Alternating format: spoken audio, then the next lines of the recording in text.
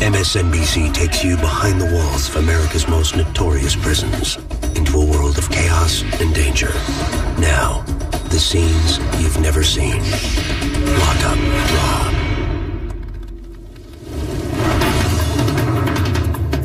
At any prison, there are essentially two sets of rules. There are the rules of the administration.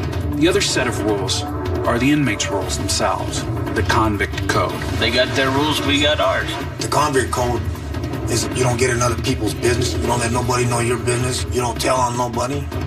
You stick with your own race. You don't talk to other people. You might steer at a person. He might consider that a sign of disrespect. Any inmate will tell you that's the set of rules you follow first.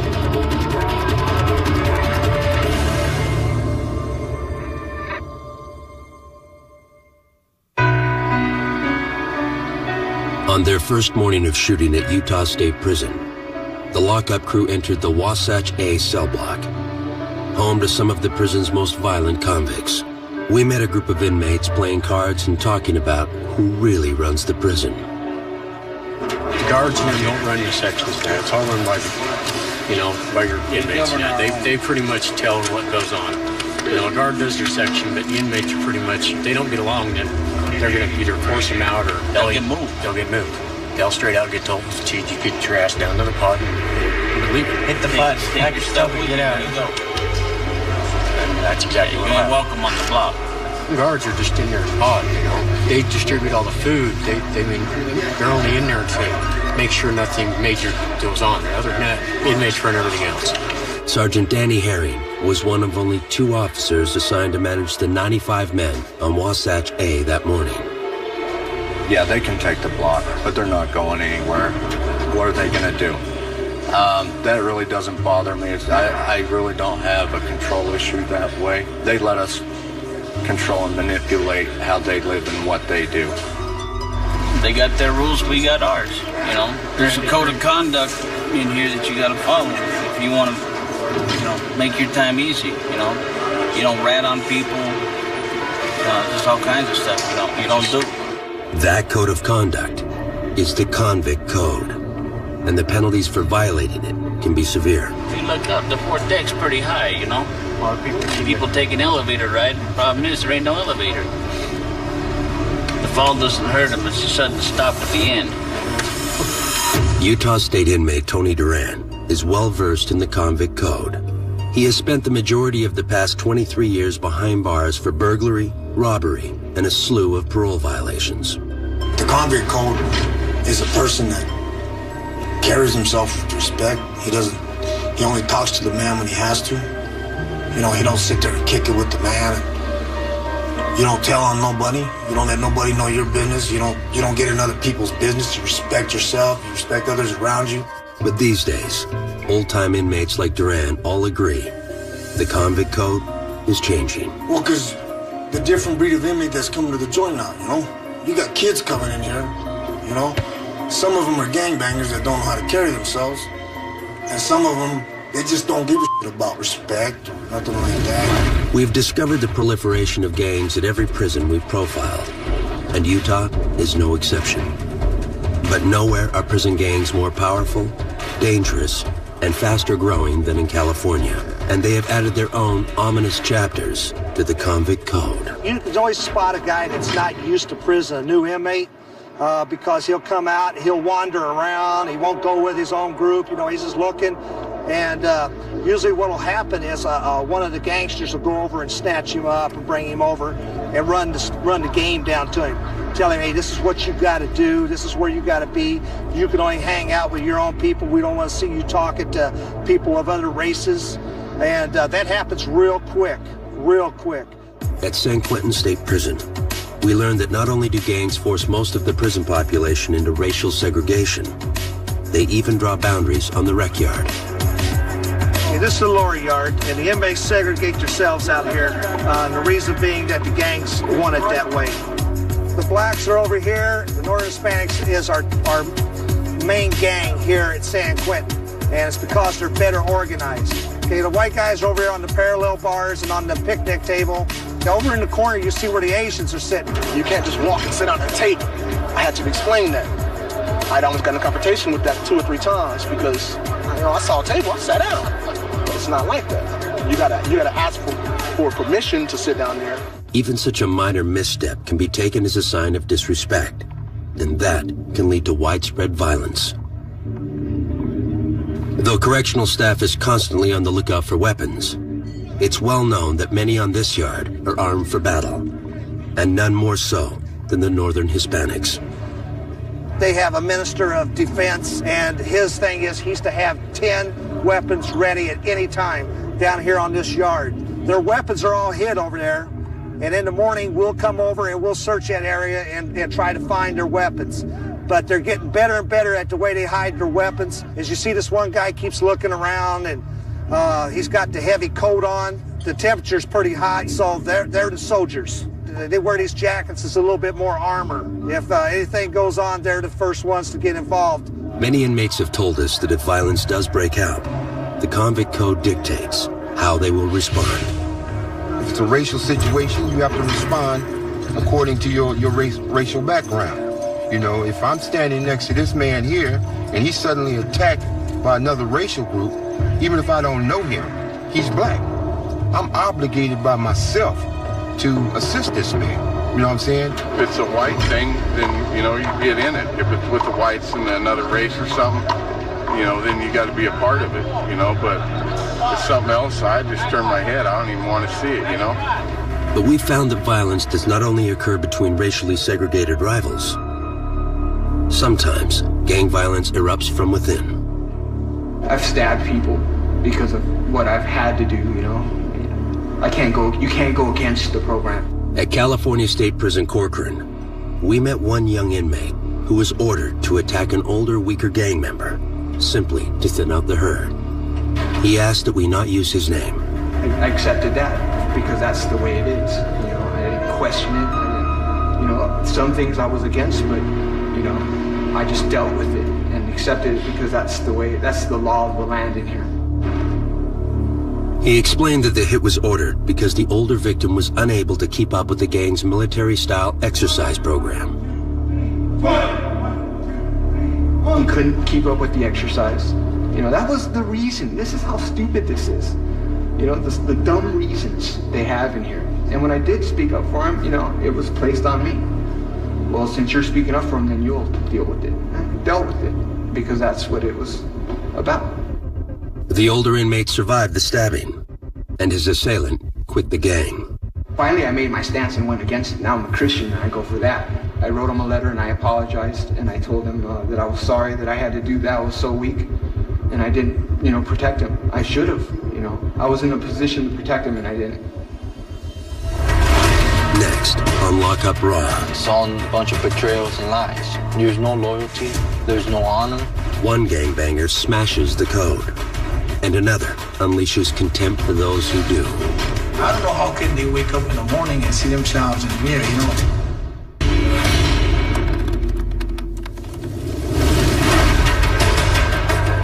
The unwritten rules that inmates live by in prison are known as the convict code.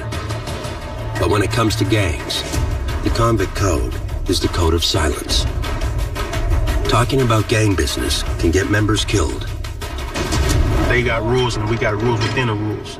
Among our own peoples or among different races, but we have to deal with it. I can't elaborate too much on it, The subject was clearly off the table when we sat down at Pelican Bay State Prison with Raul Leon, alleged to be one of the leaders of the most powerful prison gang of all, the Mexican Mafia. How powerful is the Mexican Mafia here at Pelican Bay? I don't even touch on that right there. I don't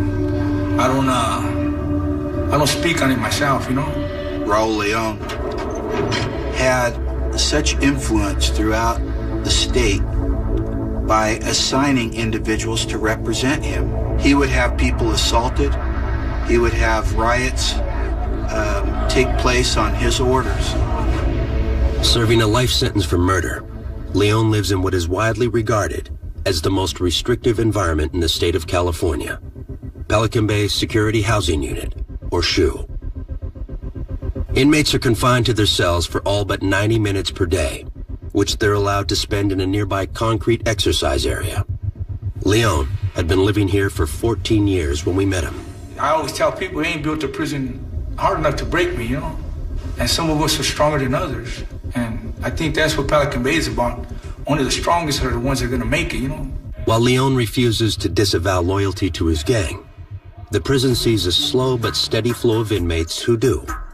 Through a process called debriefing, they not only break the code, they smash it to bits. It's basically when existing gang members want to get out of a gang inside prison. And in order to do that, there's a whole debriefing process they have to go through. And it basically entails the inmate coming in and confessing everything he's done with the gang. And sometimes even, throwing some people under the bus and confessing against other people. So it's really a deadly thing for someone to do inside a prison. When inmates debrief, they must write a lengthy account of their criminal history both in and out of prison. The review process can take months, but if accepted, the inmates will be allowed to live in the safety of a protective custody unit and be granted many more privileges than they would have had as confirmed gang members.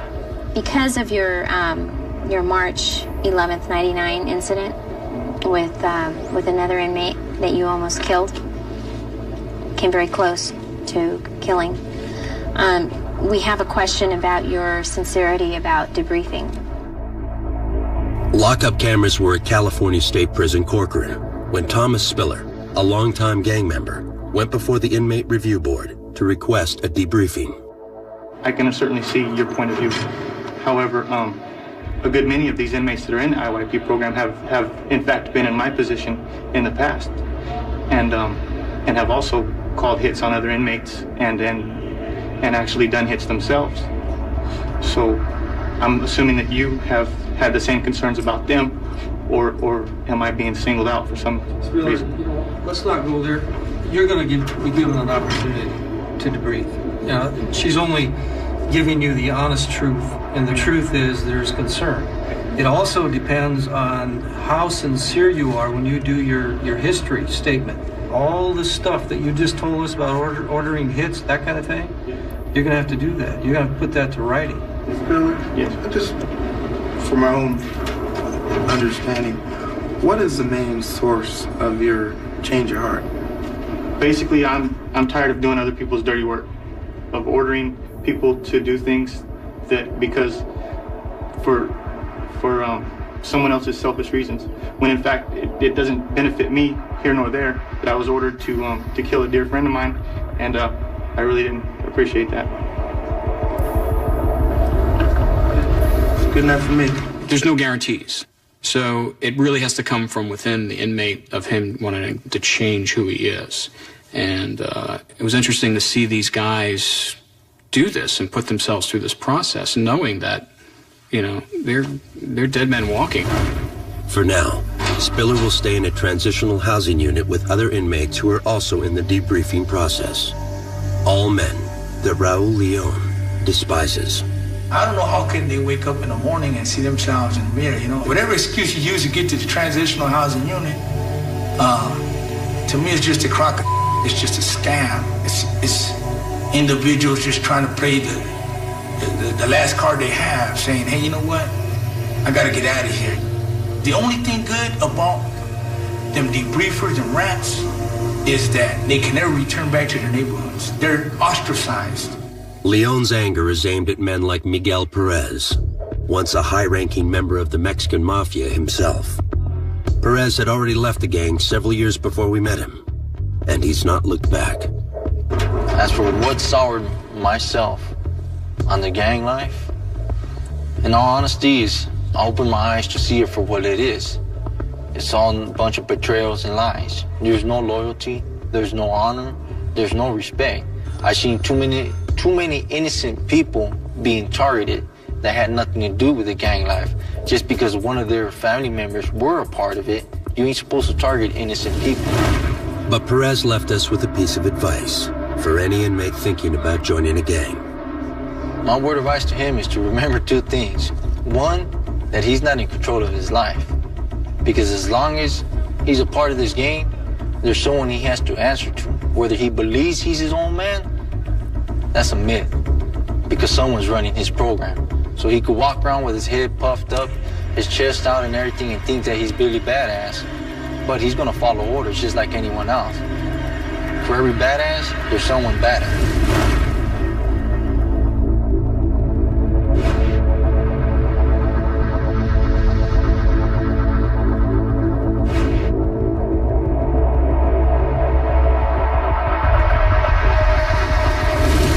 Coming up on Lockup Raw.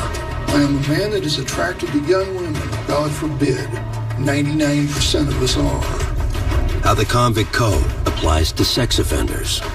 On mainline, they walk around and they slide a knife under your door. Here, kill your cellie, or we kill you when you come out.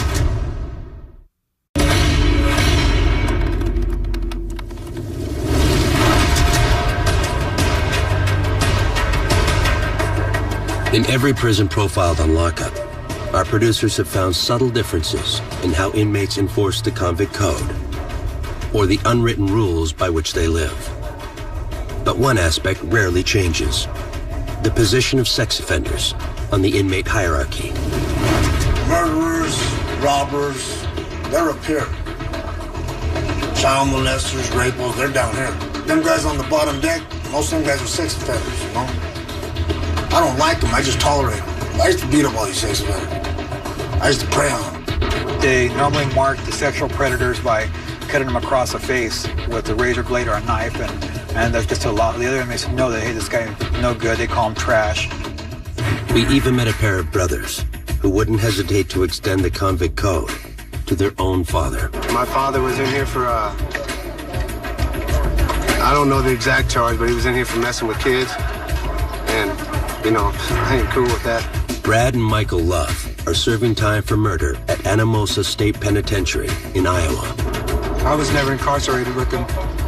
When I found out that he was getting incarcerated, what he did time for, what he got charged for, they asked me if there would be any problems if we were in the same prison.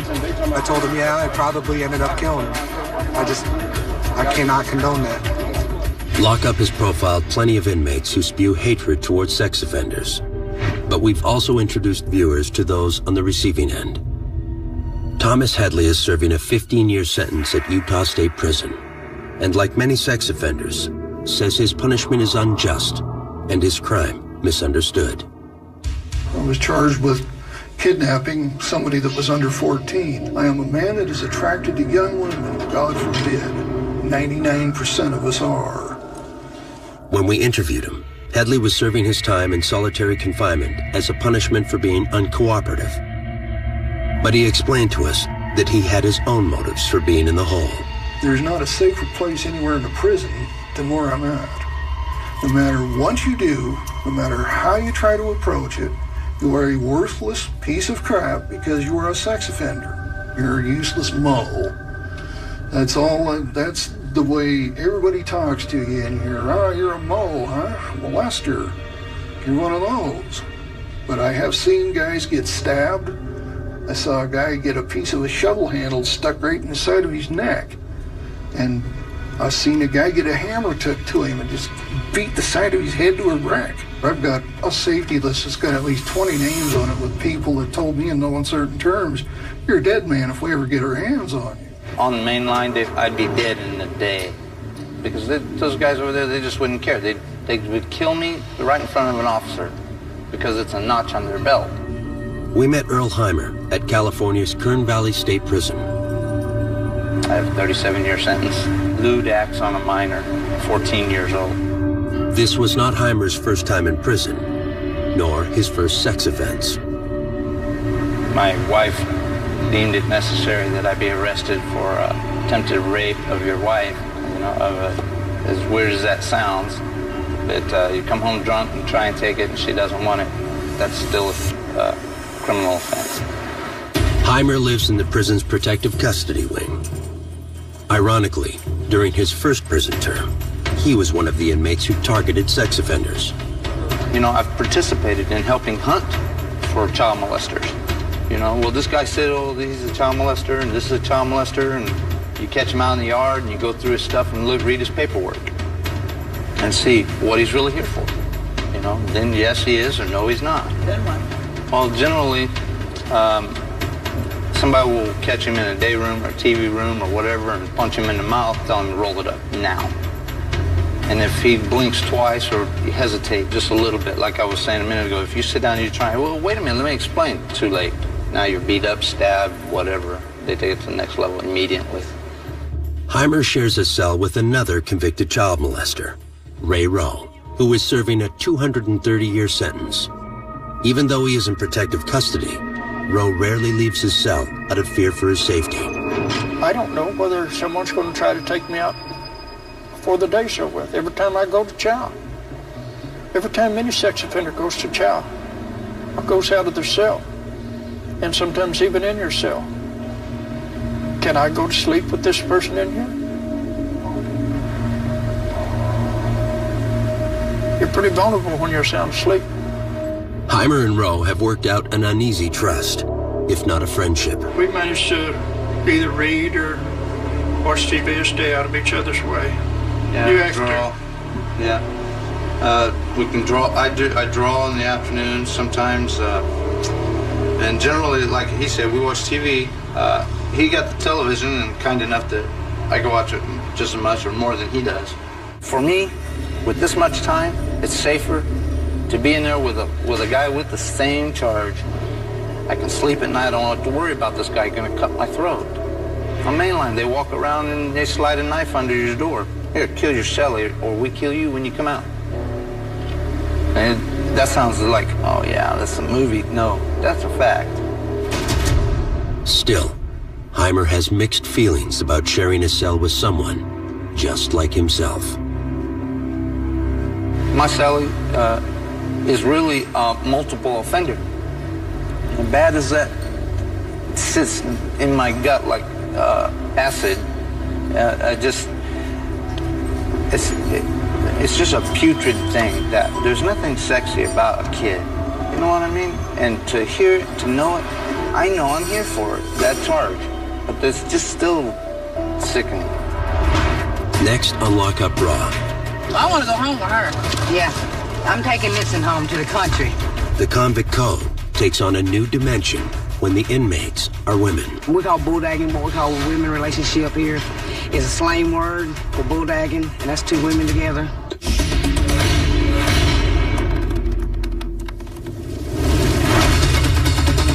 The vast majority of prisons we visited over the years have been male institutions.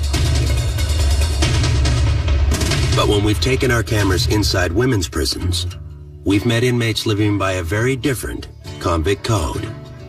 The biggest difference between male and female inmates and how they get along with each other is basically looked at in two ways. One, male inmates tend to find gangs to get involved with. It's their kind of security blanket and protection.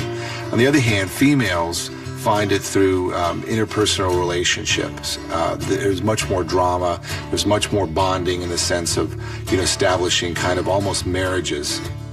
We found that to be the case when we visited the North Carolina Correctional Institution for Women. Because in here, there's so many people against us in here, it's hard to find somebody that's with you, that's gonna have your back in this institution, just like somebody would have your back on the street. And that friendship usually will turn into something more. Women like women, men like men, oh well. I want to go home with her. Yeah, I'm taking Nixon home to the country. Let that be on TV. It's just love, just like marriage. That's right. Same thing, it's different. It's more complicated. It's hard to find somebody in here, though, that'll keep it real with you. Real strong, because a lot of women here mess it up. They lie on you. And, Ladies, y'all put some space in between y'all. Physical intimacy is against the rules. But during our shoot here, we met one of our more memorable inmates, and she made no secret of her active sex life.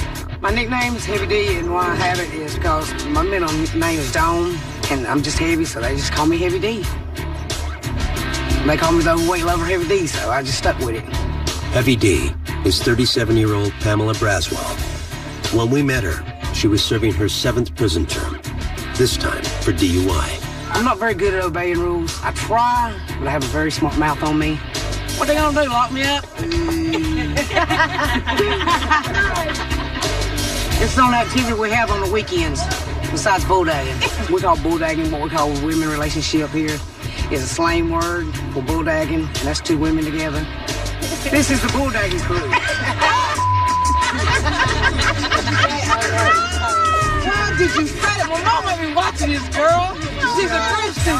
I have a girlfriend here, but I don't. I have several girlfriends. She's just not my special girlfriend. I have 2 or 3 girlfriends. Who's that? Teresa. Who is it? It's my wife. Your wife? Yeah. I've been with my wife about 3.5 years. Is your wife No, but she knows I'm a player. I gotta do what I gotta do to survive in prison.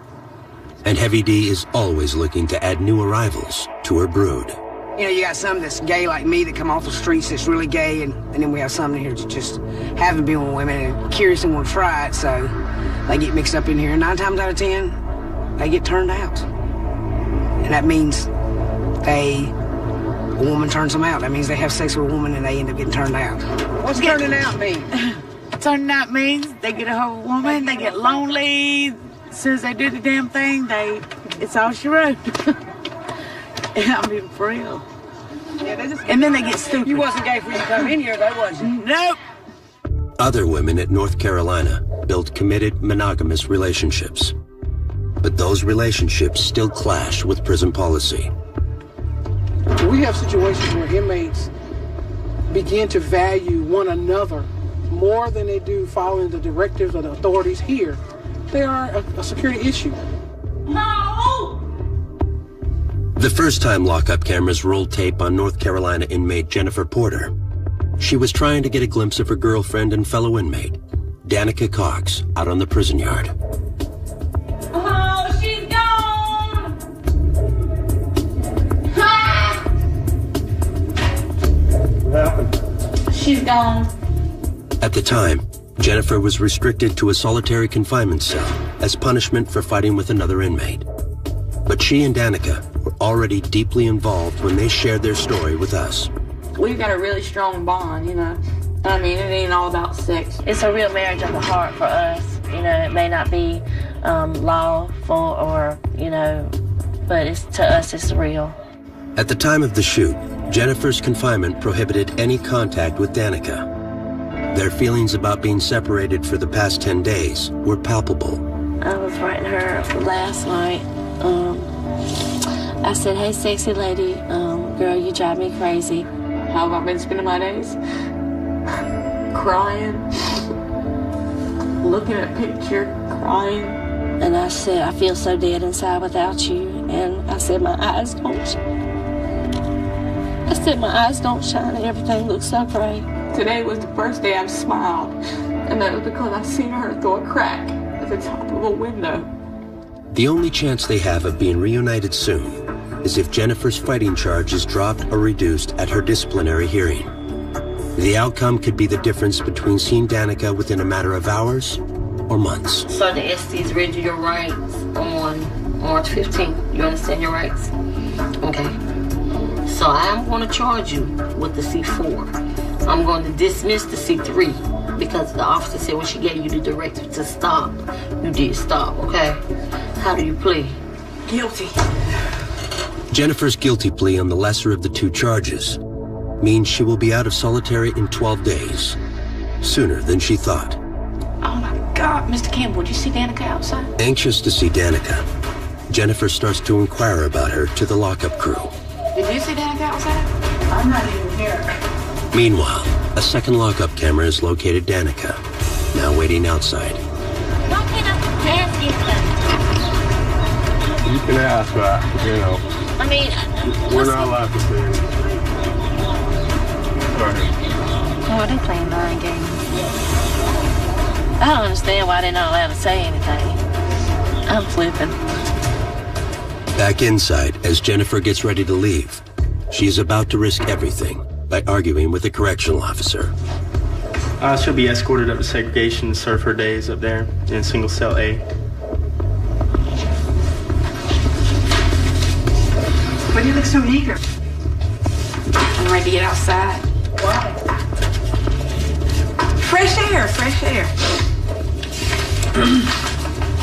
could have been outside. You could have been staying outside, you know? You could have been out on the grounds, not inside if you hadn't been caught up in this. Oh my jeez. Didn't we just go through this of why I did that? Okay, so why keep... Okay, but I'm simply saying, if somebody rolled up on you and punched you in your nose, you ain't gonna do. You can't sit there and say you wouldn't, Mr. Wright. And if you would, you're lying. If this man right here come up here and punched you in your nose, you seen blood, you're gonna sit there and say, well, let me call the police. You just stand right there, okay? Hell no, you're not gonna do that. You're gonna go to somebody's ass if they punch you in your nose and you see your nose bleeding. If you minding your business, okay, and that's what I felt like I had to do. Finally, as Jennifer is escorted out of the building, her hopes of seeing Danica seem like they're about to come true. Ground closed. Go back there. The grounds are now restricted. The grounds are now restricted. All unassigned inmates report to your dorms. But with the yard shut down for the day, Jennifer can only call out to Danica's cell block in hopes that she might be seen or heard. I love you! The future of any prison relationship is uncertain, and especially so for Jennifer and Danica. Jennifer, serving time for drug offenses, was due to be released within a matter of months. Danica, in for robbery, was still facing 3 to 5 more years. We plan to be together for the rest of our life. Those are our plans. I'm gonna stick by her, no doubt.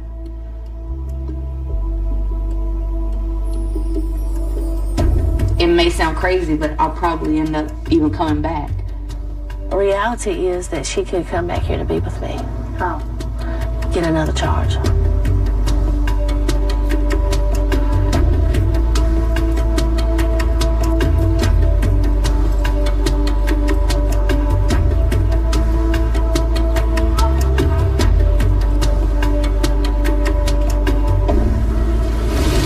Next on Lock Up Raw. A lot of people here can't deal with rejection, especially coming from a transsexual. A place in the code for gays and gay predators.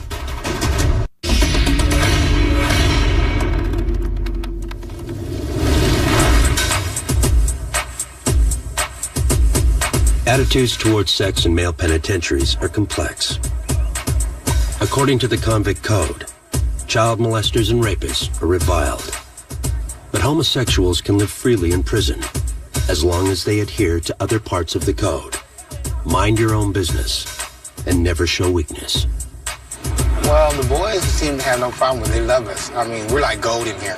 We really are. I mean, there's very few of us. Oh, please, maybe not for you. But anyway, I mean, they treat us just like they treat anybody else, you know what I mean? As long as we give them their respect and don't cross those boundaries, we get treated just like anybody else. At California State Prison Corcoran, we met 3 inmates living openly as homosexuals at what is considered one of the toughest and most violent prisons in the state. Okay, if you could just state and spell your name for us. Regina Maiden, well, actually Reginald Maiden, REGINALD, MAIDEN. In this raw interview footage, the 3 men discuss the possibility of attack and how they would respond. It's not being attacked, it's just being like, in a proper word, is stalked, just harassed, just because of rejection. You know, a lot of people here can't deal with rejection, especially coming from a transsexual. A lot of other things people don't realize. We're men just like them. We're just feminine like men. Don't forget, women do kill. Yeah, okay, and it's like a lot of us don't put up with that, and a lot of guys know that, and a lot of guys don't. So, you know, when the ones that don't, they end up getting embarrassed. Like that lady with their chorus, beat up, wasn't playing. You know, and it makes them look bad on the yard. So that's why a lot of people do give homosexuals respect sometimes, because they don't know what we're capable of doing. Some gay inmates embrace their feminine side. But when Lockup visited Kentucky State Penitentiary, we met Fleece Johnson, a longtime inmate who practices a very different kind of homosexuality. But we have sexual desires, right? So you got a bunch of men locked up in one place. All of them get hard. All of them's horny, all of them got sexual desires, so what are they gonna do? You won't let them have a woman.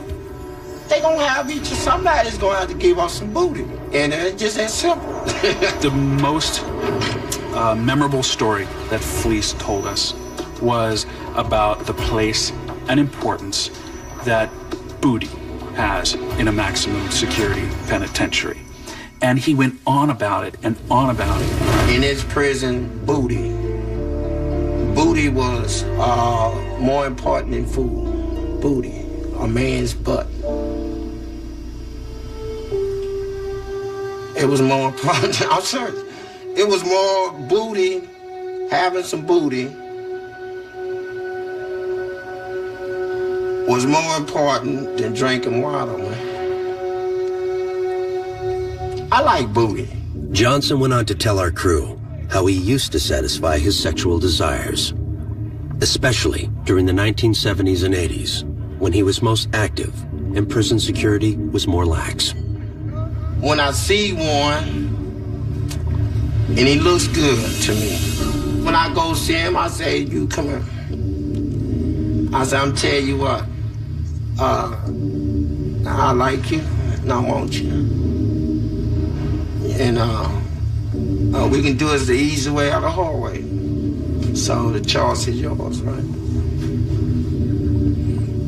And it was always yes. Johnson also had a warning for the new generation of inmates. They might be asking for trouble from old-timers. You know, they got this thing where they sag their pants past their butt. It's a style. They call it some sort of gangster style. You know, it's sexy to us, right? And see, but they weren't prepared for this, right? So you sag your pants in her, man, somebody be up in your butt, you know? And it's just that simple. Johnson even let the lockup crew know that when he was in his prime, they wouldn't be safe from his advances either. If y'all had been in her back then in them days, and as much as I like booty, I probably felt one of y'all butts as y'all was walking past me and dared you to say so. I'm not no shame in my game. This is nothing that I'm ashamed to admit. I am what I am. I'm a warrior too, you know, so let that be known. I'm a warrior. Coming up on Lockup Raw. I was convicted of 4 counts of first-degree murder. My children. How the code extends to the loneliest place in prison, death row.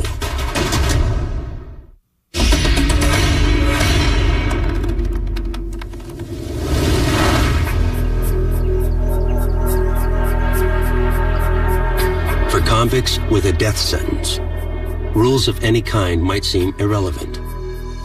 But a chapter of the convict code even extends to death row, a place lockup has visited many times. There's an unmistakable feeling when you walk onto a death row at a prison.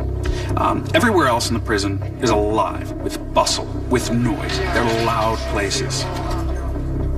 When you walk on death row, it's completely silent.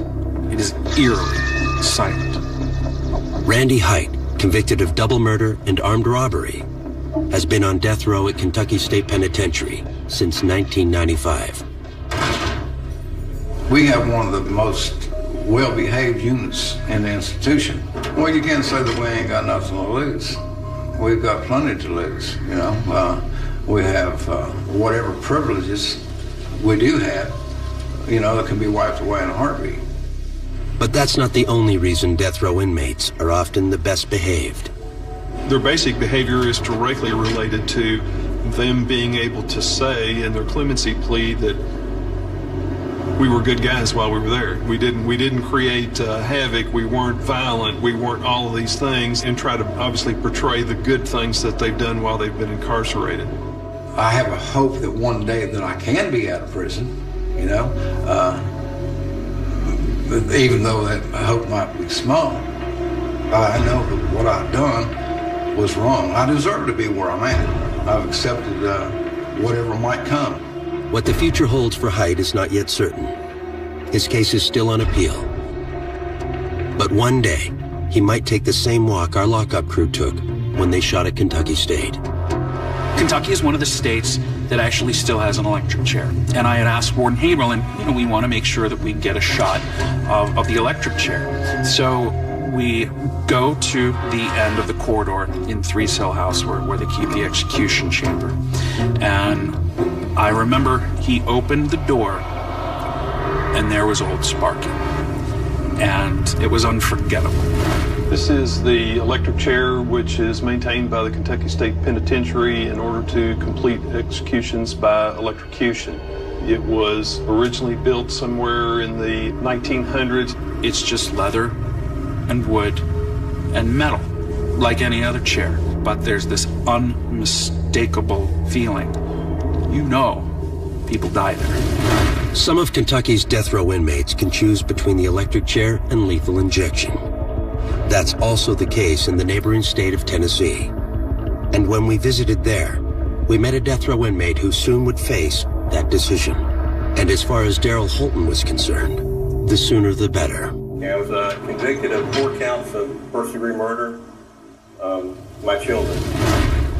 Throughout the entire interview, Holton spoke in a calm, coherent manner about what led to his nightmarish actions. Got out of the Army, divorced my wife, had custody of my children. Reconciled with my wife, the reconciliation didn't work. And I hit her. I struck her. She got custody of the children and pretty much factored me out of the picture. Then, on November 30th, 1997, Holton picked up his 4 children, ranging in age from 4 to 12, to take them Christmas shopping. Instead, he shot each one through the heart.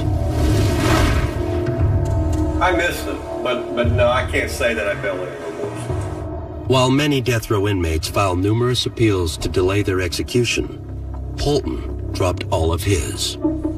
I do think that the death penalty is appropriate in some cases. And I've got a low tolerance for someone claiming that they didn't do something that they actually did. There was no factual dispute about what happened. There was none. It wasn't a question of who did it. There's no doubt. I'm not going to sell out. I'm not going to change my views on the death penalty just because I'm facing the death penalty. Holton was not only ready to face his death sentence, he had chosen to have it carried out in the electric chair. But to his dismay, he had seen his execution date come and go more than once. Well, supposedly they were serious about executing me last year, and supposedly they're serious about executing me this year. If the past is any indication, I don't think they're very serious. And that's not bravado. It's more an issue of integrity. A deal's a deal. Back at Kentucky State Penitentiary, Randy Height made it clear he's not as eager to face death as Holton, but he's ready for it, nonetheless. I'm extremely sad for what I've done.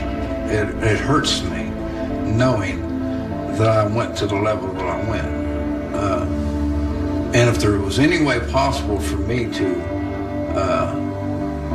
be healed or corrected, believe me, it would be done.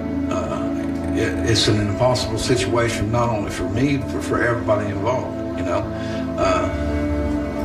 And I'm not saying that they're to get out of an execution or because, like I said, I'm ready. If you want to kill me, let's go. I'm ready to go. But I think that I have something I can offer somebody, and I don't think it's really time for me to die.